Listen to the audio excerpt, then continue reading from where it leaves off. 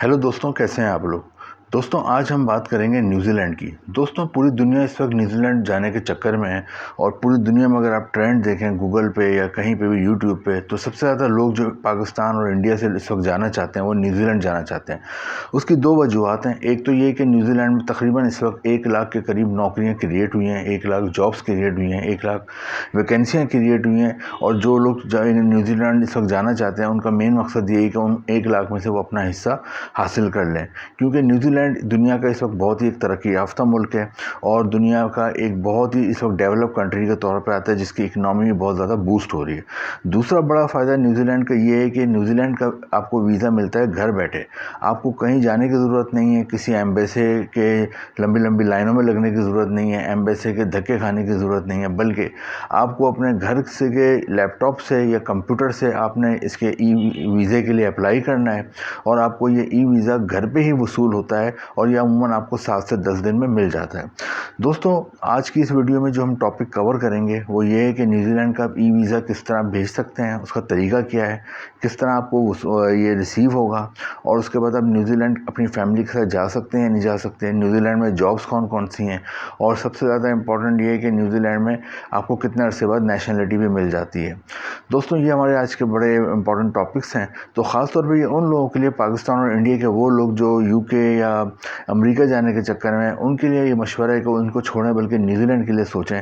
जैसा कि मैंने बताया, इस वक्त वहाँ पे तकरीबन 1 लाख के करीब जॉब्स क्रिएट हुई हैं और हर सेक्टर में जॉब्स हैं। हम ये भी देखेंगे किस किस सेक्टर में कौन सी जॉब है और उन जॉब के लिए आप अप्लाई कर सकते हैं, आप उनके म्यार पर उतर सकते हैं, ये भी हम डिस्कस करेंगे। तो हम अपनी वीडियो को शुरू करते हैं। सबसे पहले थोड़ा सा आपको न्यूजीलैंड के बारे में बता दूँ।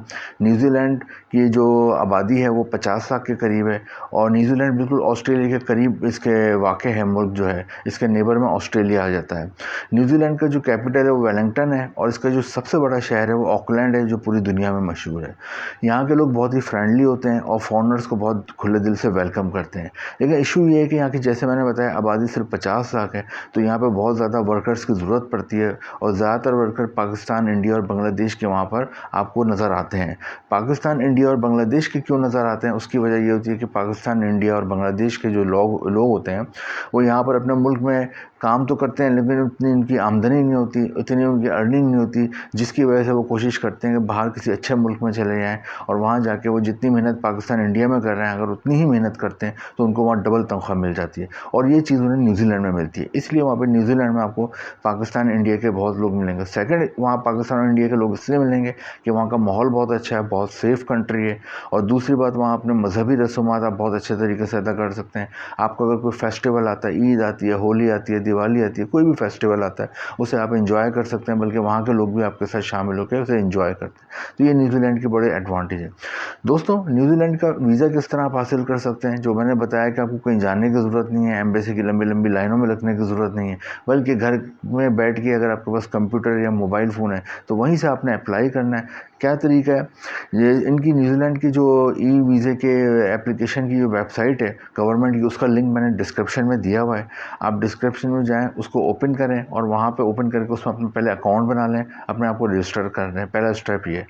सेकंड स्टेप ये है कि वहाँ पे फिर आप उसके लिए अप्लाई करते हैं। उसके लिए आपके पास कुछ चीज़ें हैं जो आपके पास स्कैन होनी चाहिए। आप किसी भी कंप्यूटर की दुकान से स्कैन करा के अपने लैपटॉप या मोबाइल या कंप्यूटर में सेव कर लें। उसे स्कैन कराने आपको क्या क्या, एक तो आपके पास पासपोर्ट बना हुआ होना चाहिए, उसकी कॉपियाँ, उसके जो होते हैं 2 पेज की कॉपी स्कैन होनी चाहिए आपके पास, आपकी तस्वीरों की फ़ोटो स्कैन होने चाहिए, एनआईसी की कॉपी स्कैन होनी चाहिए, हेल्थ सर्टिफिकेट किसी डॉक्टर से ले लें कि आपको कोई मसला नहीं है, कोई बीमारी नहीं है, और इसके अलावा पुलिस कैरेक्टर सर्टिफिकेट ये आपने लेना है।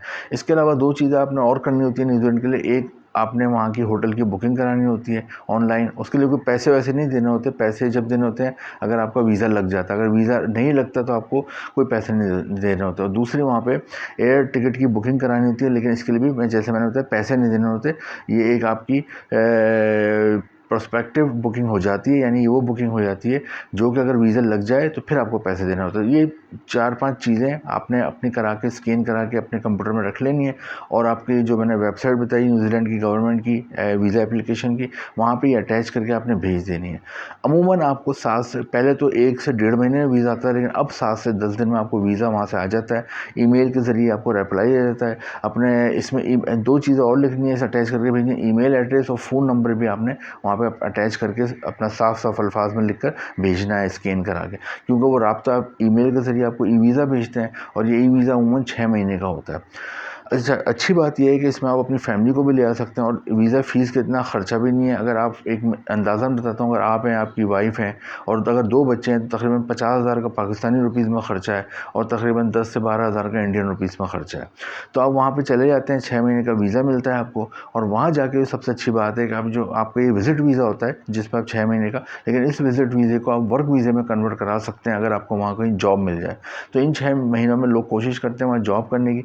जॉब कहाँ मिल सकती है वो मैं आपको बताता हूँ। सबसे ज़्यादा वहाँ पे जो है इस वक्त जो फैक्ट्री हैं वो हैं डेयरी की और मीट की, यानी जो पाउडर वगैरह के दूध आते हैं बाहर से, आपने देखा होगा चाय वगैरह के लिए यूज़ होते हैं, बच्चों को पिलाने के लिए पाउडर दूध यूज़ होते हैं, उसकी वहाँ बहुत ज़्यादा फैक्ट्री हैं।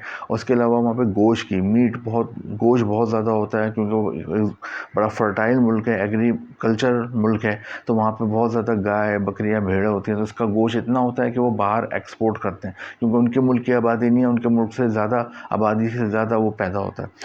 इसमें आपको जॉब मिल सकती है, इसमें किसी भी किस्म की जॉब मिल सकती है। इसमें फैक्ट्री प्रोसेस में अगर आप प्रोडक्शन में हैं तो अगर आपको मशीनें वगैरह चलाने का अगर आप पढ़े लिखे नहीं हैं, स्किल है, मशीनें वगैरह चलाने का तजर्बा है या आपको फैक्ट्री में काम करने का तजर्बा है, जिस हवाले से भी उस हवाले से आपको जॉब मिल सकती है। पढ़े लिखे हैं तो आपको केमिकल इंजीनियर है, इलेक्ट्रिकल इंजीनियर है, इनमें डिप्लोमा वगैरह करा है, जब भी आपको फैक्ट्रीज में जॉब मिल सकती है।